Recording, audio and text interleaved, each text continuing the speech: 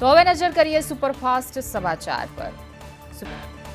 અયોધ્યામાં ભારે વરસાદ વચ્ચે પૂર જેવી સ્થિતિ નિર્માણ પામી છે। સરયુ નદીના પાણી કાંઠાના વિસ્તારોમાં ફરી વળ્યા।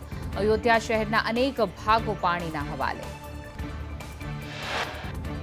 અયોધ્યાના નીચાણવાળા ભાગોમાં પાણી ફરી વળતા જળબંબાકારની સ્થિતિ સર્જાઈ। પાણી અને નિકાલની વ્યવસ્થા ન કરાતા લોકોમાં તંત્ર પ્રત્યે ભારોભાર રોષની લાગણી।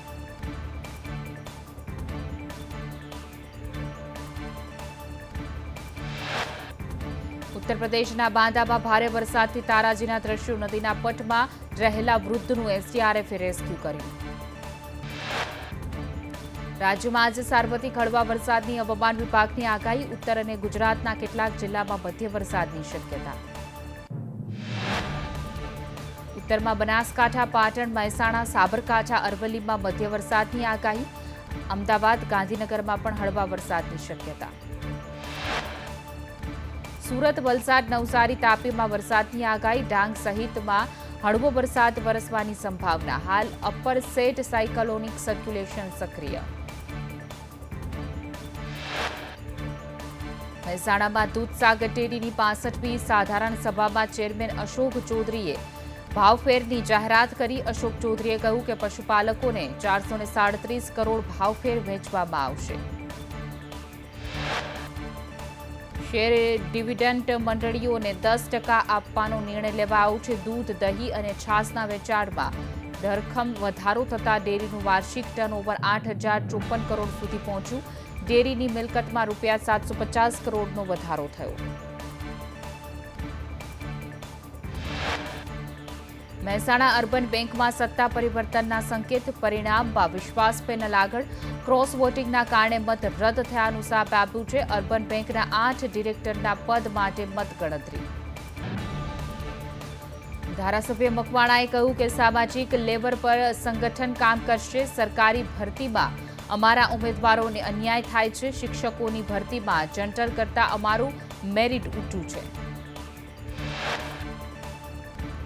અમદાવાદ શહેર કોંગ્રેસ મહિલા પ્રમુખની દાદાગીરી। વ્યાજે આપેલા પૈસા પરત લેવા કોંગ્રેસ પ્રમુખ ઝીલ શાહે ફરિયાદી સાથે મારામારી કરી હતી। 26 જુલાઈની ઘટનામાં હજુ સુધી ફરિયાદ નોંધાઈ નથી।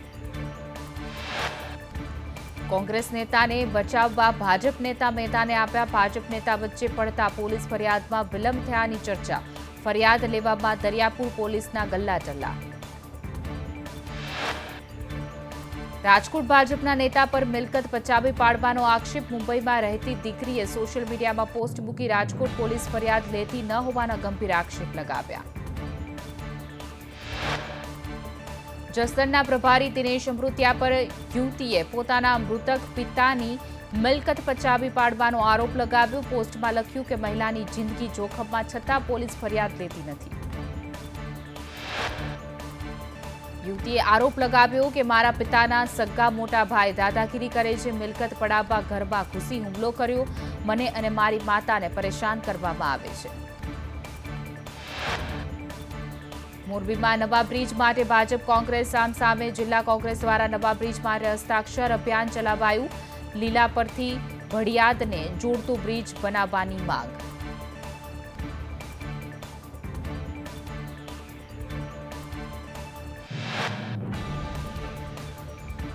કચ્છમાં શિક્ષકોની ઘટને લઈ નલિયામાં સ્થાનિકો અને વિદ્યાર્થીઓએ હાઈવે પર ચક્કાજામ કર્યો। કચ્છ જિલ્લામાં 4,700 શિક્ષકોની ઘટ પૂર્વ વિદ્યાર્થીઓએ હાથમાં બેનર રાખી વિરોધ કર્યો। સરકારી જાહેરાત બાદ ભરતી ન થતા લોકોમાં ભારોભાર રોષની લાગણી। સામાજિક આગેવાન સહિત મોટી સંખ્યામાં લોકો વિરોધ પ્રદર્શનમાં જોડાયા। વિરોધ કરી રહેલા લોકોએ સરકારને અલ્ટિમેટમ આપ્યું હતું। પ્રદર્શનકર્તાઓએ કહ્યું કે 1 મહિનામાં ભરતી ન થાય તો ઉગ્ર આંદોલન થશે। કચ્છના 6 ધારાસભ્યોના કાર્યાલયને તાળાબંધીની ચીમકી। કચ્છમાં શિક્ષકોની ઘટ પૂર્વ સામાજિક સંસ્થા મહેતાને શ્રી સર્વ સેવા સંઘ કચ્છમાં શિક્ષકોની નિમણૂક કરશે। મુન્દ્રા તાલુકામાં 150 શિક્ષકોની હંગામી ભરતી કરશે।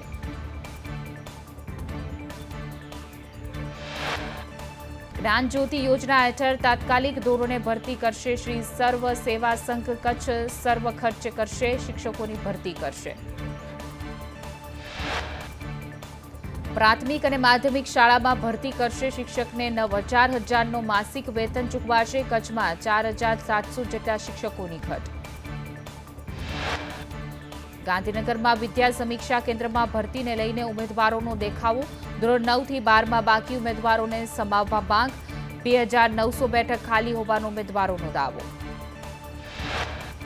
અમરેલીના ઢુંઢિયા પીપળિયા ગામની પ્રાથમિક શાળાની તાળાબંધી. જર્જરિત શાળામાં વિદ્યાર્થીઓ ભણવા માટે મજબૂર. શાળામાં તૂટેલા છાપરામાંથી વરસાદમાં પાણી પડે છે. ઢુંઢિયા પીપળિયા ગામની પ્રાથમિક શાળાના વિદ્યાર્થીઓને કંઈ ન આવડતું હોવાનો વાલીઓનો આક્ષેપ. નિરાકરણ ન આવે તો ધરણા કરવાની પણ વાલીઓએ ચીમકી ઉચ્ચારી.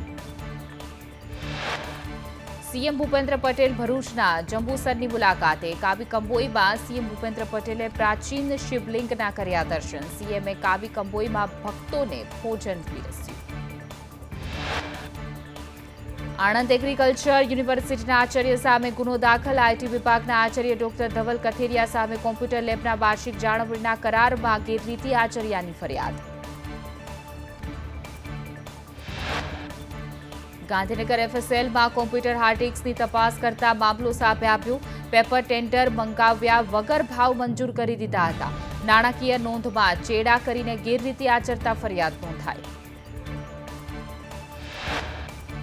ખાતરની ઘટ પૂરી કરવા એમએલએ માવજી દેસાઈએ મુખ્યમંત્રી, કૃષિમંત્રી સહિત ઇફકો ચેરમેનને પત્ર લખ્યો. ધારાસભ્યએ કહ્યું કે વાવેતર સમયે ખાતર ન મળતા ખેડૂતોને હાલાકી. ખાતર વેચાણમાં મોટા પ્રમાણમાં ગોટાળા સામે આવ્યા. જામનગર અને ભાવનગર બે વિક્રેતાએ લાયસન્સ વિના યુરિયાનું વેચાણ કર્યાનું સામે આવ્યું. 10 જિલ્લાના 37 ડીલરોને ખાતર વેચાણ અંગે નોટિસ પાઠવી. જામનગરના ગુજરાત ફર્ટિલાઇઝર્સ ડીલર્સ એસોસિએશને મંજૂરી ન હોવા છતાં યુરિયાનું વેચાણ કર્યું. તો ભાવનગરના ગુજરાત ઓનિયન ગ્રોવર્સ ફેડરેશને પણ વગર લાયસન્સે યુરિયાનું વેચાણ કર્યું. ધોરાજીમાં જૂના ઉપલેટા રોડ પર આજ દુકાન સીલ. કબ્રસ્તાનની જમીન પર ગેરકાયદે દુકાન હતી. પ્રાંત અધિકારીની શરત ભંગની નોટિસ બાદ દુકાન બંધ ન કરતા આખરે દુકાન સીલ. રાજ્ય સરકારે ખેડૂતો માટે શરૂ કર્યા કંટ્રોલ રૂમ. કંટ્રોલ રૂમમાં ખેડૂતો ખાતર વિતરણ અંગે રજૂઆત કરી શકશે. રાજ્ય, જિલ્લા, તાલુકા મથકો પર કંટ્રોલ રૂમ કાર્યરત. એક રાજ્ય કક્ષાનો કંટ્રોલ રૂમ પણ શરૂ કરાયો છે. 32 જિલ્લા કક્ષાના દરેક તાલુકામાં એક કંટ્રોલ રૂમ. ખાતરો મેળવવામાં મુશ્કેલી સહિતની કરી શકશે ફરિયાદ. સીએમ ભૂપેન્દ્ર પટેલની સૂચનાથી શરૂ કરાયા કંટ્રોલ રૂમ. અમદાવાદના શેલામાં ગાર્ડનના ઉદ્ઘાટન બાદ તંત્રને ડ્રેનેજની કામગીરી યાદ આવી. હવે ગાર્ડન તોડીને ડ્રેનેજ લાઇન નાખવાની કામગીરી શરૂ કરાઈ. અમદાવાદના શેલાના સ્થાનિકોએ કહ્યું કે આખો રસ્તો જ બંધ થઈ ગયો. અમે છેલ્લા 10 દિવસથી હેરાન થઈએ છીએ. રસ્તો બંધ છે એટલે ફરીને આવવું પડે છે. વરસાદમાં અહીંયા પાણી પણ ભરાઈ જાય છે.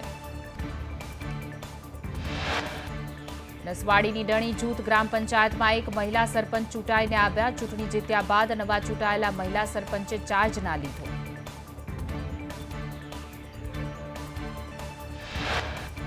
સુરતમાં વકરતા રોગચાળાએ વધુ એકનો ભોગ લીધો. વેસુમાં ઝાડા ઉલટી થતા 19 વર્ષીય યુવકનું મૃત્યુ થયું.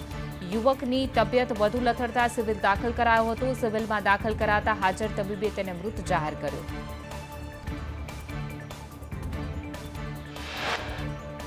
અમદાવાદમાં નરોડાથી હિંમતનગર તરફના બ્રિજનો એપ્રોચ રોડ બેસી ગયો. 4 વર્ષ પહેલા બનેલો 6 લેન બ્રિજ દયનીય હાલતમાં. વાહન ચાલકો જીવના જોખમે પસાર થવા મજબૂર. જસદણમાં ગેલા સોમનાથ મહાદેવ મંદિર વિવાદનો સંદેશ ન્યૂઝના અહેવાલ બાદ અંત આવ્યો છે. વહીવટીતંત્ર તરફથી ભટ્ટ પરિવારને બપોરની આરતીનો હક પરત આપવામાં આવતા વિવાદનો સુખદ અંત આવ્યો. છેલ્લા 360 વર્ષથી શહીદ વેજલ ભટ્ટના પરિવાર પાસે મહાઆરતીનો હક છે. વર્ષો જૂની પરંપરા ખંડિત થતા શહીદ વેજલ ભટ્ટનો પરિવાર 3 દિવસથી ઉપવાસ પર હતો. આંદોલન સામે મંદિર વહીવટીતંત્રએ નિર્ણય બદલ્યો. ગંભીરા બ્રિજ પર સિંગાપુરના 3 એન્જિનિયર દ્વારા લટકતું ટેન્કર ઉતારાશે. પ્રથમ બલૂનને ટેન્કર નજીક લાવવામાં આવ્યું. સેફટી અને ટેકનિકલ સામાન સાથે કામગીરી. વડોદરામાં નેશનલ હાઈવે 48 પર ટ્રકે મારી પલટી. બસ ચાલકે ઓવરટેક કરતા સર્જાયો અકસ્માત. ટ્રક પલટી થતા 5 કિલોમીટર સુધી ટ્રાફિક જામ. સદનસીબે અકસ્માતમાં કોઈ જાનહાનિ નહીં. આણંદના બોરસદમાં બનાવટી ચેઇન મૂકી ગોલ્ડ લોન કૌભાંડ કરવાયું. તમિલનાડુ બેંકમાં સોનાની 4 બનાવટી ચેઇન મૂકી બનાવટી ચેઇનના આધારે 8.78 લાખની લોન લીધી. આણંદના બોરસદમાં 5મી વખત લોન લેવા જતા ભાંડો ફૂટ્યો. 5 વિરુદ્ધ ગુનો નોંધી પોલીસે 3ની અટકાયત કરી. સુરતના કુખ્યાત સજ્જુ કોઠારી નાસિર પઠાણ સહિત 3 સામે ગુનો દાખલ. રાંદેરમાં જમીન પચાબે પાડવા બાબતે ગુનો દાખલ. કરોડોની જમીન પડાવી લેવા બોગસ દસ્તાવેજ બનાવ્યા. સજ્જુ કોઠારી હાલ જેલમાં બંધ. મોરબીના રાજપરા ગામે બોથડ પદાર્થના ઘા ઝીકી યુવકની હત્યા નિપજાવવામાં આવી. નજીકના પરિજને હત્યા કર્યાની આશંકા. મૃતદેહને પોસ્ટમોર્ટમ માટે લઈ જવામાં આવ્યો. પોલીસે ફરિયાદ નોંધી વધુ તપાસ હાથ ધરી. અમદાવાદના જુહાપુરામાં અંગત અદાવતમાં યુવકની હત્યા કરવામાં આવી. 5 થી 6 લોકોએ હુમલો કરી યુવકને મોતને ઘાટ ઉતાર્યો. રાજકોટના મેટોડા નજીક અજાણ્યા શખ્સોએ હથિયારના ઘા ઝીકી યુવકની હત્યા કરી. મૃતક દિલીપ ગોહિલ બોટાદનો રહેવાસી છે. યુવકની હત્યા પાછળનું કારણ અકબંધ. અંબાજીમાં ધર્મશાળામાં 28 જુગારીઓ જુગાર રમતા પકડાયા. 4.61 લાખના મોબાઈલ સહિત મુદ્દામાલ જપ્ત કરવામાં આવ્યો. તમામ જુગારીઓને અંબાજી પોલીસ મથકે લવાયા.